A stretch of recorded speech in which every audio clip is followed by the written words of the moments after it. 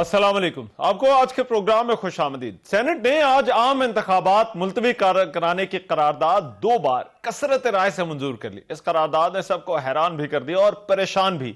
Senator Dilawar Khan ने यह करारदाद senate में पेश की, जिसमें कहा गया कि मुल्क में अमन और अमान की सूरत हाल ठीक नहीं है, इसलिए 8 फरवरी को होने वाले आम इंतखाबात मुलतवी किए जाएं। खैबर पख्तूनख्वा और बलूचिस्तान में दहशत गर्दी की कार्रवाइयां जारी हैं। महकमा सेहत एक बार फिर कोरोना वबा के फैलने का इंदिया दे रहा है। इलेक्शन कमीशन शेड्यूल मुअत्तल करके साजगार माहौल के बाद शेड्यूल जारी करे। करारदाद के मतन के मुताबिक जनवरी और फरवरी में बलूचिस्तान के कई इलाकों में मौसम भी सख्त होता है। मौलाना फजलुर रहमान और मोहसिन दाऊद पर हमले हुए हैं और कई लीडर्स को धमकियां मिल रही हैं। सेनेट वफाक के हकूक का जामिन है, इसलिए 8 फरवरी को होने वाला इलेक्शन मुलतवी किया जाए। मुस्लिम लीग नून के सेनेटर अफनानुल्लाह ने इस करारदाद की मुखालफत की।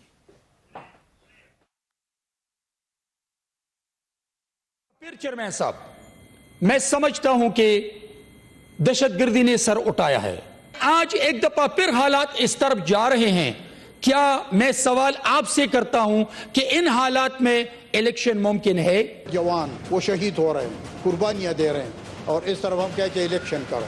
इतना फोक है, इलेक्शन कैंपेन बंदा दहशतगर्दी की वजह से नहीं कर सकता। आप इस बात को मानो कि इस मुल्क में वो इलाके भी हैं जहां इलेक्शन नहीं हो सकते आज की डेट में।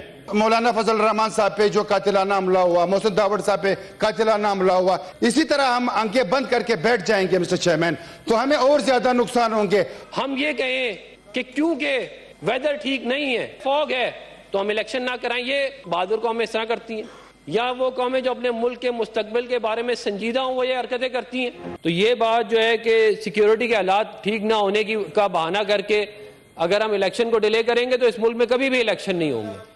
इस करारदाद पर वोटिंग के वक्त सेनेट में सिर्फ 12 अरकान मौजूद थे। ऐवान में इजहार करते हुए सेनेट अरकान ने अपने खदशात का इजहार किया और मुख्तलिफ सेनेटर्स ने मुख्तलिफ वजूहात का जिक्र किया। अब इस पर रद्दअमल भी आ रहा है। इलेक्शन कमीशन ने इस करारदाद की मंजूरी पर रद्दअमल देते हुए कहा है कि सेनेट की करारदाद का इलेक्शन शेड्यूल पर कोई असर नहीं पड़ेगा। सेनेट की करारदाद की कोई हैसियत नहीं है। सुप्रीम कोर्ट के अहकामात के अलावा कोई अहकाम इलेक्शन शेड्यूल पर असरअंदाज नहीं हो सकता। आम इंतखाबात 8 फरवरी को ही होंगे। निगरान वफाकी वज़ीर इत्तलात और नशरियात मुर्तज़ा सोलंकी ने कहा कि ऐवान बाला में इलेक्शन के इल्तवा की करारदाद में दलाइल देने का मौका नहीं मिला, लेकिन इलेक्शन का इल्तवा या इनकाद इसका आईनी इख्तियार सिर्फ इलेक्शन कमीशन के पास है। नून लीग के रहनुमा जावेद लतीफ का यह कहना था कि इस तरह चोर दरवाजे से करारदाद पेश करना और मंजूर करना ऐवान बाला की तौहीन है। मुस्लिम लीग नून इसकी भरपूर मुखालफत करती है। पीपल्स पार्टी के रहनुमाओं का भी रद्दअमल सामने आया और कहना है कि सेनेट में इंतखाबात मुलतवी कराने की करारदाद की हिमायत नहीं की। आइन के खिलाफ कोई फैसला काबिल कबूल नहीं। पीटीआई की जानिब से भी इसकी मुखालफत की गई है। चेयरमैन बैरिस्टर गौहर ने कहा कि 14 सेनेटर्स की जाती राय पर मबनी करारदाद की आम इंतखाबात के इनेकाद के आईनी अमल में कोई कानूनी हैसियत नहीं है। जमात इस्लामी ने भी इसकी मुखालफत की। बहरहाल ये मामला क्या है, क्यों सेनेट से यह करारदाद आई और मुस्लिम लीग नून इस करारदाद को किस तरह से देखती है, इस पर बात करने के लिए मुस्लिम लीग नून के सीनियर रहनुमा जावेद लतीफ साहब मेरे साथ इस वक्त मौजूद है। जावेद लतीफ साहब, बहुत शुक्रिया आपके वक्त का। जावेद लतीफ साहब, ये आज आपको क्या समझ आती है, क्या हुआ कि सेनेट के 12 अरकान मौजूद थे, चेयरमैन सेनेट ने उन्हें इजाजत दी और फिर एक करारदाद आती है जिसमें कहा जाता है कि इंतखाबात 8 फरवरी को ना करवाए जाएं? शुक्रिया रहमान। बात यह है कि ये पहली बात तो यह है कि इसकी आईनी कानूनी कोई हैसियत नहीं। दुरुस्त कहा इलेक्शन कमीशन ने कि इस करारदाद का इलेक्शन शेड्यूल पर कोई असर नहीं पड़ता, मगर देखने वाली बात यह है कि सेनेट के चेयरमैन ने ये करारदाद पेश क्यों होने दी। और दूसरी बात यह है कि अगर कोई करारदाद पेश करना भी चाहे, एक सेंसिटिव इशू है, एक रियासत से जुड़ा इशू है, आप उस पे एक दिन का नोटिस करें, तमाम जमातों को नोटिस करें ताकि वो अपनी राय का इजहार कर सके। ये क्या तरीका है कि कोरम पूरा नहीं है और एक इतना बड़ा इशू खड़ा करने की कोशिश की गई कि आप इलेक्शन बुलडोज करना चाहते हैं। मगर मैं ये समझता हूं कि वो चेहरे बेनकाब हो गए, भले वो बाला ईवान में बैठे हैं मुख्तलिफ जमातों की नुमाइंदगी करते हुए। हाँ। और मुझे अफसोस है कि पीटीआई से या पीपल्स पार्टी से वाबस्ता सेनेटर जो हैं انہوں نے ووٹ پول کیا, انہوں نے قرارداد کے حق میں تقریر کی, یہ مناسب نہیں ہے. اور مجھے اچھا لگا لیکن میاں صاحب کیا ابھی بھی کوئی چاہتا ہے کہ انتخاب نہ ہو, اور کون یہ چاہے گا؟ کیونکہ ہماری سمجھ میں تو بات آتی ہے کہ بحثیت مجموعی ساری جماعتیں یہ کہہ رہی ہیں کہ ٹھیک ہے آپ انتخاب کرائیں, ہم انتخاب لڑنا چاہتے ہیں. دیکھیں, جہاں تک تعلق ہے الیکشن ہونے کا, تو رحمان پوری سیاسی جماعتیں جو ہیں, جو بھی بلیو کرتا ہے جمہوریت پہ, یا جو چور دروازے سے نہیں ووٹ کے ذریعے آنا چاہتا ہے, وہ یقیناً اس بات کی مذمت بھی کرتا ہے اور مزاحمت بھی کرے گا. مگر سب سے اس سے بھی بڑی بات جو یہ ہے کہ جمہوریت سے, آئین سے زیادہ ریاست کو خطرہ ہوگا اگر رحمان 8 فروری سے آپ الیکشن آگے لے کر جاتے ہیں. اس سے ریاست کو نقصان پہنچے گا, اس سے جمہوریت کو تو اپنی جگہ, آئین قانون کو اپنی جگہ, میری خواہش یا آپ کی خواہش اپنی جگہ, مگر ریاست کو بہت نقصان پہنچے گا ان حالات میں. لیکن میاں صاحب وہ جو ایک دیکھیں بہت سارے اب سوال جو اٹھ رہے ہیں وہ اس وجہ سے اٹھ رہے ہیں, وہ کہتے ہیں کہ جو انتخابات کے لیے ماحول ہم اس سے پہلے 2018, 2013, 2008 اس سے پہلے ہم نے دیکھا وہ نظر نہیں آ رہا. آپ کی جماعت کی مثال دی جاتی ہے, کہہ رہے مسلم لیگ نون جیسی جماعت جو ہے وہ ابھی تک اس نے اپنے ٹکٹ نے فائنل کیے, جلسے وہ نہیں کر رہی. تو اب یہ سوالیہ نشان ہے, یہ کیا سرائیاں ہیں, ان افواہوں کو ان سے تقویت ملتی ہے؟ رحمان, آپ جیسا شخص اس کو اہمیت نہ دے تو وہ مناسب ہے. اس کی وجہ یہ ہے کہ آپ دیکھیں کہ مسلم لیگ نون کو ایک ایک حلقے میں کوئی 25 لوگوں نے اپنا اپروچ کیا, درخواست دی کینڈیڈیٹ بننے کے لیے, ٹکٹ لینے کے لیے. اب کیا لیڈرشپ کا یہ فرض اور ان کا حق نہیں ہے جو انہوں نے اپلائی کیا مسلم لیگ نون کو, کہ لیڈرشپ ان کو سنے؟ لیڈرشپ جب کہتی ہے کہ ہم میرٹ پہ فیصلہ کریں گے, تو پھر یقیناً اتنی بڑی تعداد میں اپلیکنٹ جو ہوں ان کو سنتے, شارٹ لسٹ کرتے, فائنل کرتے امیدوار کو ٹائم لگتا ہے.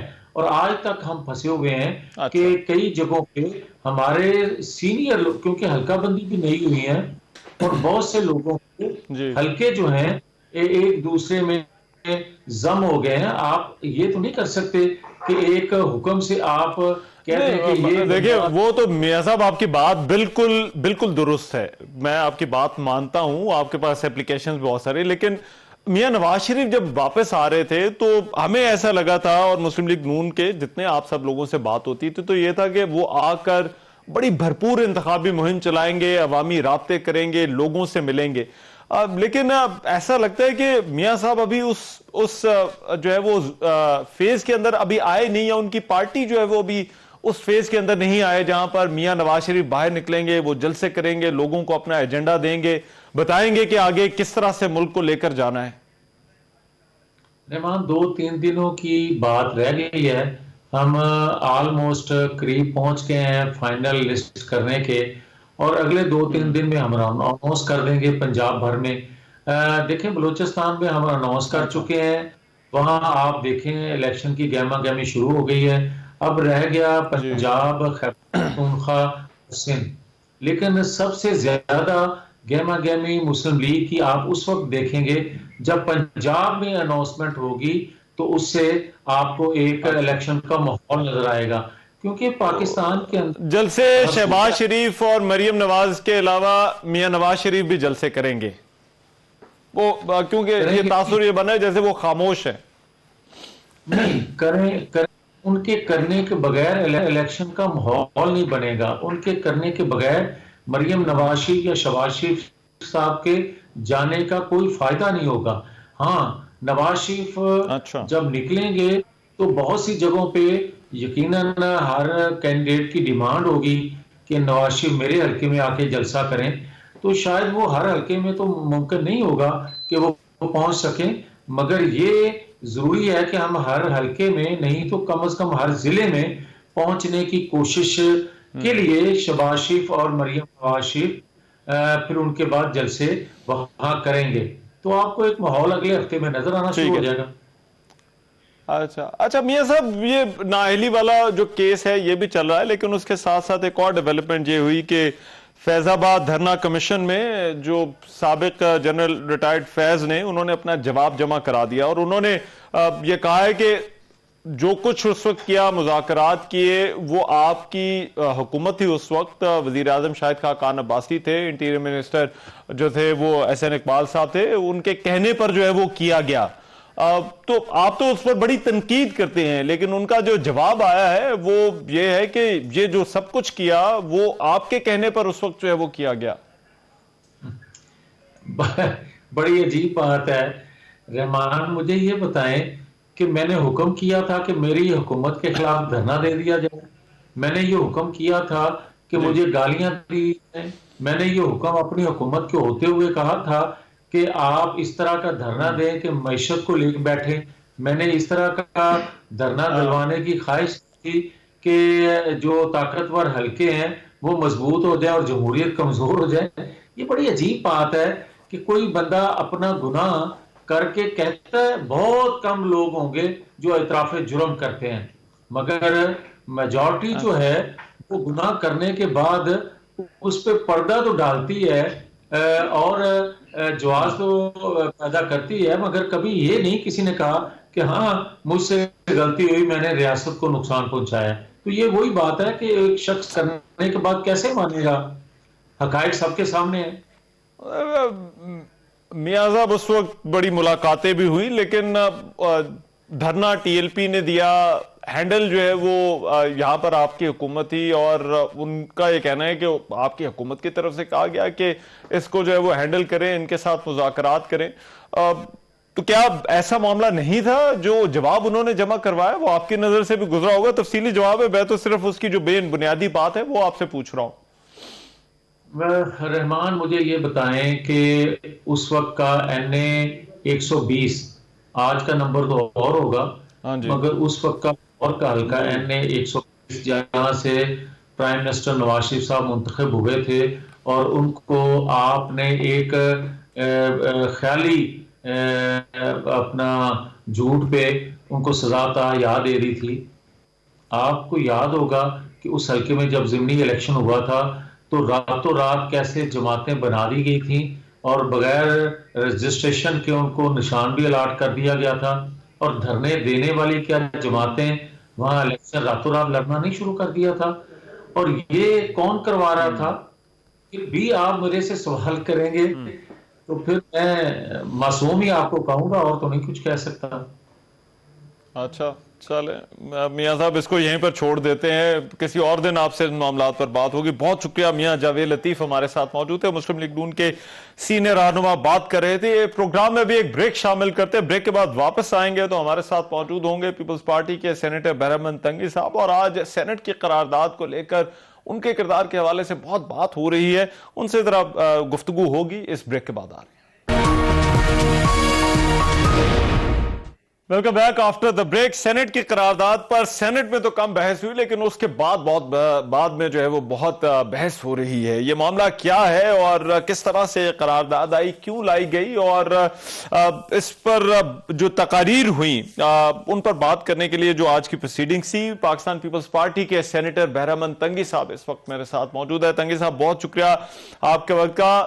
سینیٹر صاحب، یہ کیا ہوا ہے، کس طرح سے یہ قرارداد آئی اور کیوں لائی گئی، اور آپ کی پارٹی آپ سے وضاحت مانگ رہی ہے، آپ کو نوٹس ایشو کیا جا رہا ہے، تو آپ کا اپنا کردار قرارداد میں کیا تھا؟ بسم اللہ الرحمن الرحیم۔ دیکھیں جہاں تک قرارداد کے لانے کا سوال ہے تو یہ قرارداد نہ ایجنڈے پہ تھا، نہ کسی کو پتا تھا، لیکن جب 10:30 بجے سیشن شروع ہوا تو مختلف ساتھی تقاریر کر رہے تھے۔ فوزیہ ارشد صاحبہ ایک سینیٹر ہے، اس نے تقریر کا موقع نہیں ملا تو اس نے احتجاج کیا، اور اس کے بدلے میں اس کے جواب میں چیئرمین سنجرانی صاحب نے کہا تھا کہ ہم 2 بجے دوبارہ سیشن بلائیں گے۔ جب دوبارہ 2 بجے سیشن کال کیا تو میں نے ایک سپیچ کرنی تھی، میں اسی وجہ سے رہا، ورنہ میں تنگی جا رہا تھا، لیکن میں نے کہا کہ میں سپیچ کر لوں، اور اس سپیچ کا مقصد میرا یہ تھا کہ اس دن جو میں نے سپیچ کیا تھا اس کے رات کو تقریباً 10 بجے سے رات 12-1-2 بجے تک مجھے پاکستان سے کالیں آ رہی تھی جس میں مجھے دھمکیاں مل رہی تھی، گالیاں مل رہی تھی، اور باہر ممالک سے کچھ نمبرز پہ مجھے دھمکیوں کی کال آئی تھی.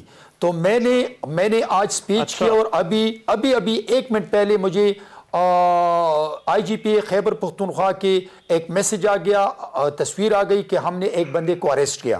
تو ابھی میں نے سپیچ میں میرا مقصد یہ تھا کہ میں اپنے چیئرمین جو کسٹوڈین آف دی ہاؤس تھا کہ میں ان کو بتا سکوں کہ میری سپیچ کے بعد میرے ساتھ یہ ہو رہا ہے.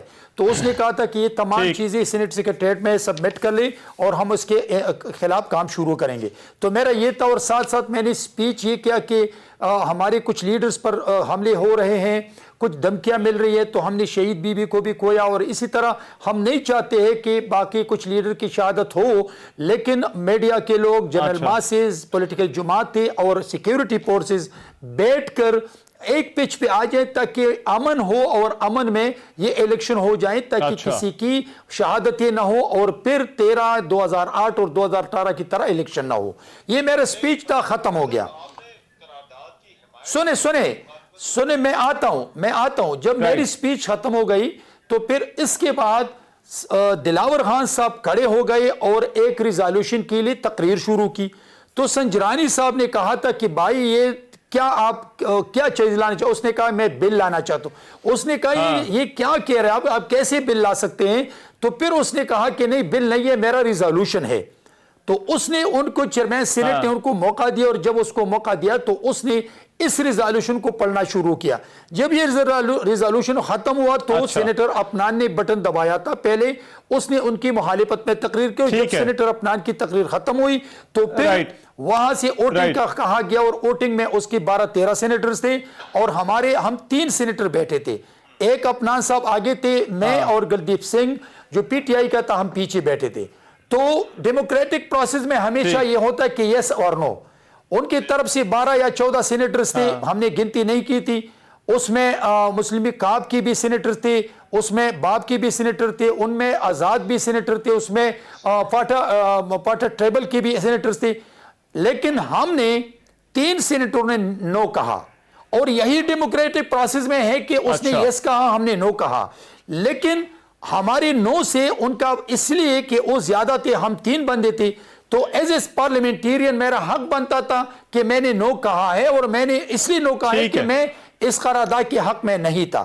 بس یہی تھا، اور میری ایک ذمہ داری بنتی تھی کہ ہاں البتہ میں نے سپیچ نہیں کیا، اس لیے کہ اپنان نے سپیچ کرنے کے بعد وہاں پہ ووٹنگ کے لیے کہا گیا، اور ووٹنگ جب ہو گئی تو ہم سینیٹر صاحب مجھے اس میں بتائیے کہ آپ یہ کہہ رہے ہیں کہ آپ نے سینیٹر صاحب یہ کہہ رہے ہیں آپ نے وضاحت دی، نو کہا، لیکن آپ کی جماعت کہہ رہی ہے آپ کو شو کاز نوٹس ایشو کیا جائے گا، آپ سے پوچھا جائے گا. دیکھیں اس ریزالوشن تو ٹیبل ہوا نہیں تھا جب میں نے سپیچ کہا. میں نے تو اپنا ابھی مطلب کہ 2 منٹ پہلے آئی جی پی خیبر پختونخوا کا جو اریسٹڈ پرسن کا تصویر، اور اس نے مجھے انفارم کیا کہ ہم نے وی ہیو اریسٹڈ 1 پرسن، اور باقی لوگوں کے لیے وہ کر رہے ہیں. تو میں نے تو اپنی سپیچ میں اپنا سب کچھ بتانا تھا، اس لیے میں نے سپیچ کیا. اور اسی وقت تو ریزالوشن کا پتہ نہیں تھا، کسی کو ہم گمان میں بھی نہیں تھا کہ یہ ریزالوشن آ رہے، لیکن میری سپیچ کے بعد ہی ریزالوشن. ٹھیک ہے، تو آپ کس بات ہے، لیکن سر وہ کہہ رہے ہیں کہ ایجنڈا مکمل ہو چکا تھا، لوگ جمعے کی وجہ سے دوپہر کا وقت تھا، کم تھے، لیکن آپ لوگ جب وہاں پر موجود تھے تو آپ لوگوں نے کورم کی نشاندہی کیوں نہیں کی، جبکہ صرف 12 لوگ ایوان کے اندر تھے اور یہ قرارداد پیش ہو رہی تھی؟ دیکھیں یہ ایک تو یہ ہے کہ ریزالوشن جو ہے وہ اچانک آ گیا ہے. ہم مینٹلی طور پر، پولیٹیکل طور پر تیار ہی نہیں تھے کہ کوئی ایسا ریزالوشن آنے والا ہے کہ ہم اسی وقت سمجھ لیتے کہ ہم کورم کو پوائنٹ آؤٹ کرتا. لیکن پھر بھی ایک غلطی ہم سے ہو گئی ہے کہ اگر یہ کورم پوائنٹ، اگر یہ ریزالوشن ٹیبل کر لیتے اسی وقت بھی ہم کورم پوائنٹ آؤٹ کر سکتا تھا، جو کہ ہم تینوں نے نہیں کیا ہے. لیکن میں ایک بات یہاں ایڈ کر لوں کہ جب 2 بجے کے بعد سینیٹر سنجرانی صاحب نے کہا تھا کہ سیشن ہوگا، تو تمام پولیٹیکل پارٹیز کے سینیٹر کے ایک مورل پروفیشنل رسپانسبلٹی بنتی تھی کہ ہم موجود ہوتے. تو اگر تمام سینیٹر موجود ہوتے تو پھر یہ نوبت نہ ہوتی کہ یہ ریزالوشن پاس ہوتا. لیکن جہاں تک ریزالوشن کے حق میں بات کرنا یا مخالفت کرنا، تو اس ریزالوشن کا میں نے مخالفت کی تھی، میرے ساتھ گلدیپ سنگھ بیٹھا تھا، اس نے بھی آپ کلیئر ہیں اس پہ، لیکن اب پیپلز پارٹی آپ کے کچھ کولیگز ہیں، ان کا یہ کہنا ہے کہ پیر کے دن جائیں گے اور اس کے خلاف قرارداد پیش کریں گے. وہ تاج حیدر صاحب کی بات ہوئی تھی، تو آپ اب ان کے ساتھ پیر کے روز جائیں گے دوبارہ سے سینٹ میں، اور اس کے برخلاف جو ہے وہ اپنی قرارداد جو بھی آتی ہے اس کی حمایت کریں گے؟ دیکھیں ابھی اجلاس تو ختم ہوا، اگر ریکوزیشن جمع کرتے ہیں اس قرارداد کے لیے تو ہم اس قرارداد کے حق میں بھی فیصلہ دیں گے، اس لیے کہ پاکستان پیپلز پارٹی کے سٹینڈ ہے 8 فروری پہ الیکشن ہو، اور as a Peoples Party senator میرا بھی سٹینڈ یہی ہے جو میرے لیکن ٹھیک ہے رائٹ، مگر اس میں جو طریقہ کار ہے اس پر جو ہے وہ بہت سارے سوالات اٹھ رہے ہیں. ہمیں سینٹ کی کوئی ورکنگ کا آئیڈیا ہے؟ یہ آپ کے کولیگز ہی ہیں، آپ کے ساتھ اٹھتے بیٹھتے ہیں عام طور پر، جب کوئی قرارداد آتی ہے آپس میں بھی ڈسکشن ہوتی ہے، قرارداد پیش کرنے والا ڈسکشن جو ہے وہ رابطے کرتا ہے، تو کیا ایسی کوئی بات آپ کی ہوئی تھی اس سے پہلے سینیٹر دلاور سے یا کچھ کسی اور سے؟ دیکھیں آپ کو معلوم ہے کہ اس سے پہلے بھی ایک قرارداد آ چکا تھا جو کہ کچھ ساتھی بیٹھے تھے، باقی ہاؤس خالی تھا، لیکن جو بندہ جو سینیٹر اپنا ریزالوشن لاتے ہیں تو وہ اپنے جو ہم خیال لوگ ہیں، اپنے جو پارٹی کے لوگ ہیں، ان کے ساتھ جو بیٹھتے ہیں ان کے ساتھ ڈسکس کرتے ہیں. ہم نہ وہاں اس طرف بیٹھے ہیں، نہ ان کے پارٹی کے ہیں، نہ ان کے ہم خیال ہیں، ہم تو اپنی طرف بیٹھے تھے. ان کا ریزولوشن لانے کا مقصد یہ ہے کہ ان کی سوچ تھی، لیکن اگر ہم یہاں زیادہ ہوتے تو یہ نوبت نہ ہوتی اور یہ ریزولوشن ٹھیک یہ نہ آتا. تو آپ کو لگتا ہے یہ سب کچھ کسی کی سوچی سمجھی کوشش تھی، اس قرارداد کا لانا، یہاں پر اتنے کم لوگوں کا ایوان کے اندر موجود ہونا اور پھر اس قرارداد کا منظور ہونا؟ دیکھیں ابھی تک تو ہمیں پتہ نہیں تھا، لیکن ابھی میرے ساتھ ایک ٹاک شو پہ کھودا بابر صاحب بیٹھے تھے، تو کھودا بابر صاحب نے اس چیز کو ایکسپلین کیا کہ ہاں رات کو ہمارے ساتھ سینیٹر دلاور خان صاحب نے کوارڈینیشن کی ہے، اس پہ ہمیں اعتماد میں لیا تھا اور ہم تمام ساتھیوں نے ان کو سپورٹ کرنے کا وعدہ کیا تھا. تو یہ ابھی تقریباً آدھا گھنٹے پہلے کھودا بابر صاحب کی باتوں سے ہمیں پتہ چلا کہ یہ سوچ سے اور اپنی منصوبہ بندی کے ساتھ اس کو لایا گیا تھا. لیکن یہ ٹھیک ہے رائٹ، بہت شکریہ.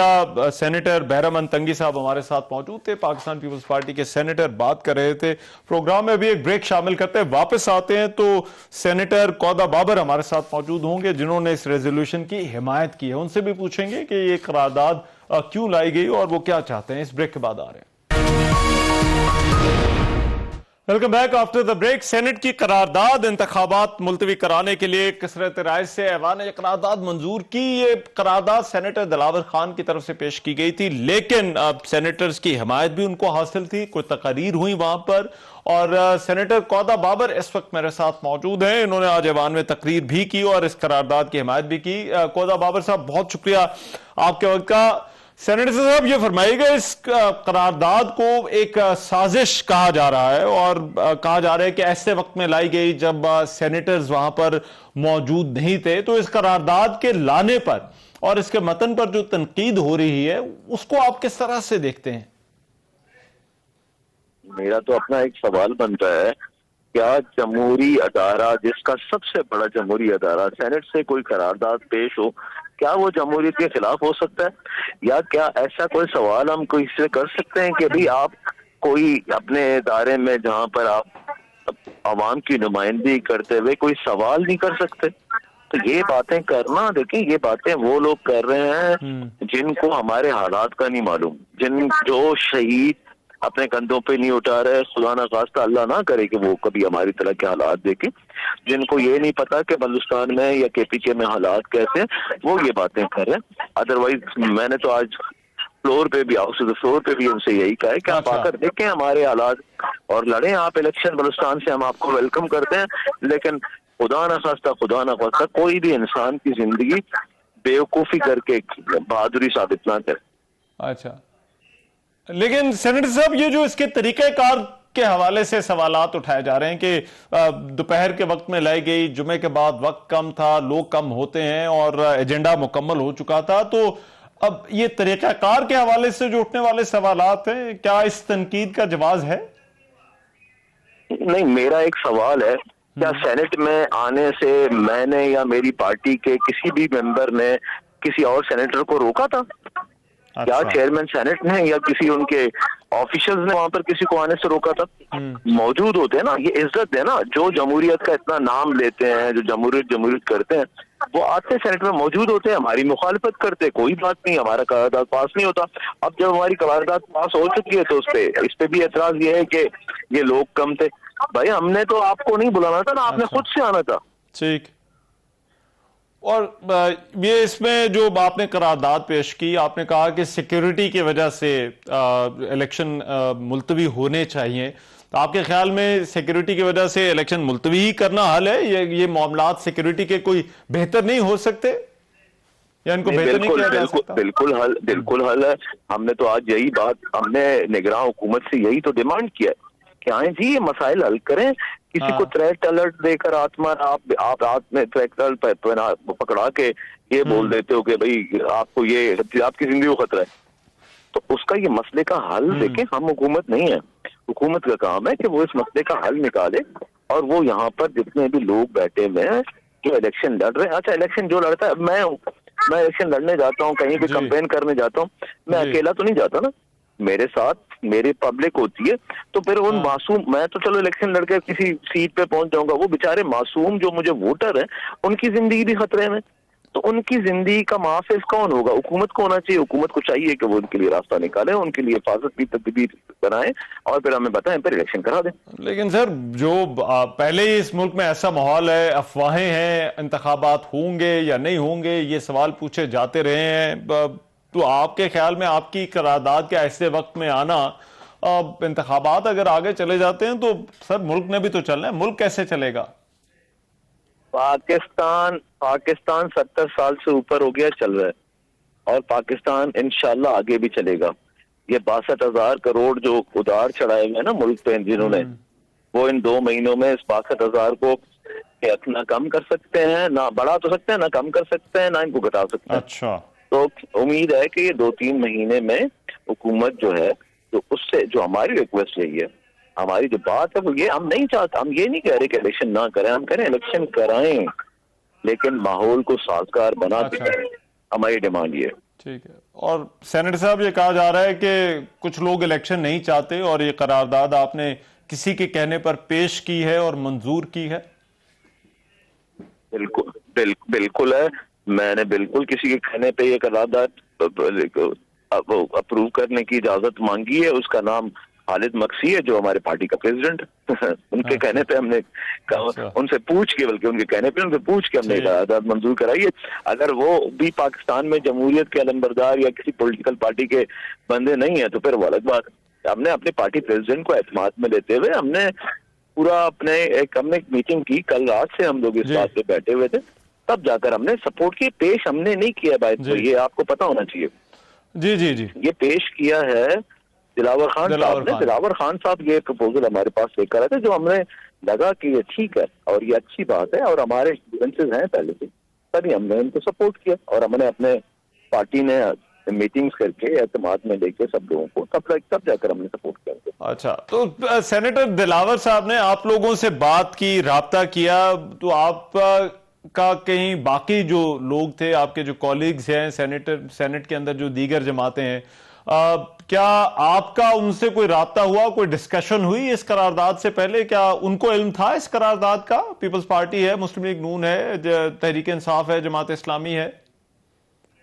نہیں، ہمارا تو ڈائریکٹلی صرف اسے دلاور خان صاحب سے رابطہ تھا، اور کے پی کے جو ہمارے سینیٹرز تھے ان سے رابطہ تھا، ادروائز باقی پولیٹیکل پارٹی سے ہمارا کوئی رابطہ نہیں تھا۔ اچھا، ٹھیک ہے، بہت شکریہ۔ سینیٹر قودا بابر ہمارے ساتھ موجود تھے، اور آج اس قرارداد کی حمایت کی ہے جو سینٹ میں پیش ہوئی۔ ابھی پروگرام میں ایک بریک شامل کرتے ہیں، بریک کے بعد واپس آتے ہیں تو کچھ اور خبروں پر بات ہوگی۔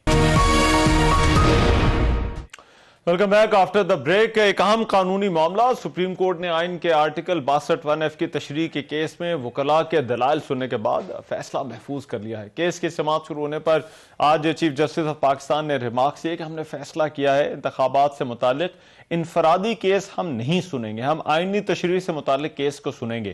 انتخابات سے متعلق انفرادی کیس اگلے ہفتے کسی اور بینچ میں لگا دیں گے۔ جسٹس قاضی فائز عیسیٰ کا کہنا تھا کہ ہم نے نااہلی کیس میں پبلک نوٹس جاری کیا، لیکن کوئی ایک سیاسی جماعت فریق نہیں بنی۔ کاغذات نامزدگی میں ایک غلطی تاحیات نااہل کر دیتی ہے۔ ان کا یہ کہنا تھا کہ ہم خود کو آئین کی صرف ایک مخصوص جز اور اس کی زبان تک محدود کیوں کر رہے ہیں؟ ہم آئینی تاریخ کو، بنیادی حقوق کو نظر انداز کیوں کر رہے ہیں؟ جسٹس قاضی فائز عیسیٰ نے یہ بھی سوال کیا کہ کیا کسی اور ملک میں سیاستدانوں کا ایسا ٹیسٹ ہوتا ہے؟ کیا دنیا کے کسی ملک میں انتخابات سے پہلے اتنا سخت ٹیسٹ ہوتا ہے؟ کیس کی سماعت کے موقع پر وکیل مختوم علی خان کا کہنا تھا کہ کسی اور ملک میں سیاستدانوں کے لیے ایسا کوئی ٹیسٹ نہیں ہوتا، جس پر چیف جسٹس نے کہا کہ کیا ہمارے سیاستدان پوری دنیا کے سیاستدانوں سے الگ ہیں؟ جسٹس محمد علی مظہر کا آج سماعت میں یہ کہنا تھا کہ کیا عدالت الیکشن ایکٹ سیکشن 232 کو کالعدم قرار دے سکتے ہیں، جس پر وکیل مختوم علی خان نے کہا کہ سیکشن 232 عدالت کے سامنے چیلنج نہیں ہوا، اس کو کالعدم قرار نہیں دیا جا سکتا۔ جسٹس منصور علی شاہ نے استفسار کیا کہ عدالت نے اپنا ہی فیصلہ دیکھنا ہے تو کیا 62(1)F کے تحت نااہلی تاحیات ہونی چاہیے؟ چیف جسٹس قاضی فائز عیسیٰ نے اس موقع پر کہا کہ جو ہے وہ عام قانون سازی آئینی ترمیم کا راستہ کھول سکتی ہے۔ اس موقع پر جسٹس منصور علی شاہ نے پوچھا کہ کیا ذیلی آئینی قانون سازی سے آئین میں رد و بدل ممکن ہے؟ اس پر چیف جسٹس نے کہا کہ اس سوال کا جواب ہم supreme court practice and procedure فیصلے میں دے چکے ہیں، قانون سازی سے آئین میں رد و بدل ہو سکتا ہے۔ چیف جسٹس سپریم کورٹ نے وکیل مختوم علی خان کو ہدایت کی کہ آپ آج ہی اپنی تحریری معروضات جمع کرا دیں۔ کسی نے 5 سال نااہلی کا قانون چیلنج ہی نہیں کیا۔ وقفے کے بعد کیس کی سماعت دوبارہ شروع ہوئی تو اٹارنی جنرل منصور عثمان نے اپنے دلائل میں 2015 کے اسحاق خاقوانی کے کیس کا حوالہ دیتے ہوئے کہا کہ سمیع اللہ بلوچ کیس میں اسحاق خاقوانی کیس کو ڈسکس نہیں کیا گیا۔ اٹارنی جنرل نے بتایا کہ خاقوانی کیس نااہلی سے متعلق ہی تھا، سمیع اللہ بلوچ کیس نے کورٹ آف لاء کے سوال کا جواب نہیں دیا۔ اٹارنی جنرل نے کہا کہ سمیع اللہ بلوچ کیس میں تاحیات نااہلی کا فیصلہ درست نہیں۔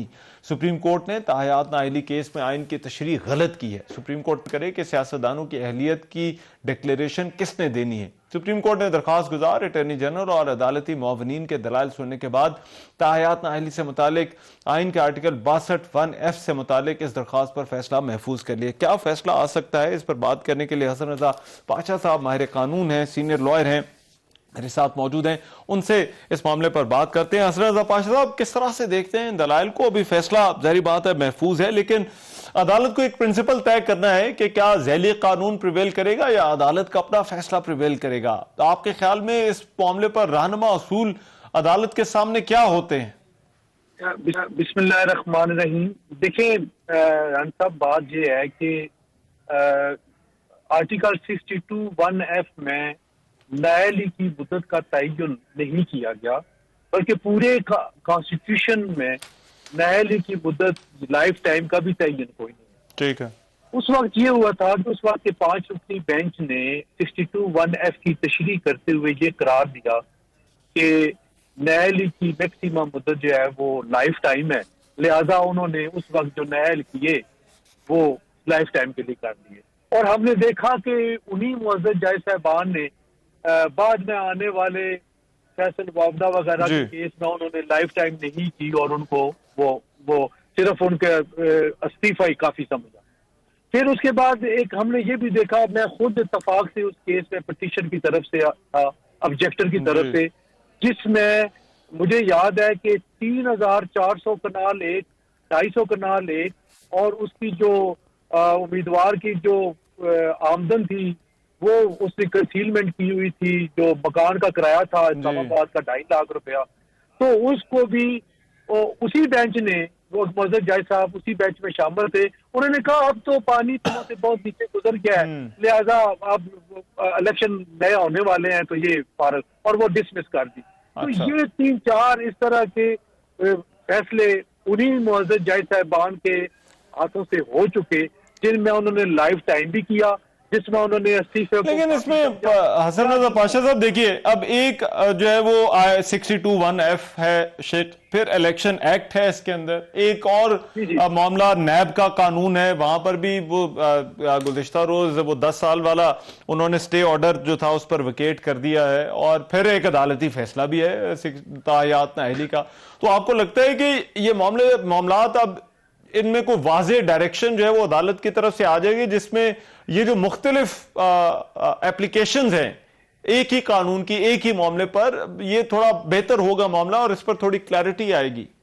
میرا خیال ہے کہ یہ بہت ضروری ہے. ابھی وہ کل جس کا فیصلے کا آپ ذکر کر رہے ہیں نیب کا، کہ انہوں نے 5 سال سے 10 سال نیلی کا وہ کر دیا، تو یقیناً اس میں سمیٹری آنی چاہیے. اور یہ جو فار اینڈ اگینسٹ ججمنٹ ہیں کہ اگر ایک جو ہے کورٹ اور ججمنٹ دے رہی ہے دوسری، لیکن الٹیمیٹلی جو سپریم کورٹ آف پاکستان کی ججمنٹ ہوگی وہی پریویل کرے گی. آرٹیکل 189 اور آرٹیکل 190 بہت کلیئر ہے کہ subordinate courts including the high court جو ہے وہ سپریم کورٹ آف پاکستان کے فیصلے کو تسلیم کرے گی. تو میرا خیال یہ ہے کہ ابھی جو اسلام آباد ہائی کورٹ کا فیصلہ ہے، میں نے وہ پڑھا نہیں ہے، لیکن جو وہ آیا ہے، اب آج اگر کوئی فیصلہ ہوتا ہے سپریم کورٹ کے موجودہ بینچ جو کہ 7 رکنی بینچ ہے، تو اس کی وہ پہلے 5 رکنی بینچ والے فیصلے کو بھی اگر انڈو کر سکتا ہے تو یہی بینچ کر سکتا ہے. اور جو ہائی کورٹ نے ابھی فیصلہ دیا اس کو بھی یہ دیکھ لے گا اور اس کو بھی سمیٹری لانے کے لیے وہ ضروری ہوگا. تو میرا خیال یہ ہے کہ سب سے بہتر جو نااہلی ہے وہ جو اس کانسٹیٹوئنسی کے عوام ہے جس میں وہ سیاستدان کھڑا ہو رہا ہے، اس میں ان کے پاس ان کا اختیار ہے کہ وہ اس کو ووٹ نہ دے، اس کو شکست دے، تاکہ وہ نااہلی جو ہے وہ سب سے زیادہ فوقیت بھی رکھتی ہے اور اس میں اثر بھی ہوتا ہے. ٹھیک ہے، رائٹ.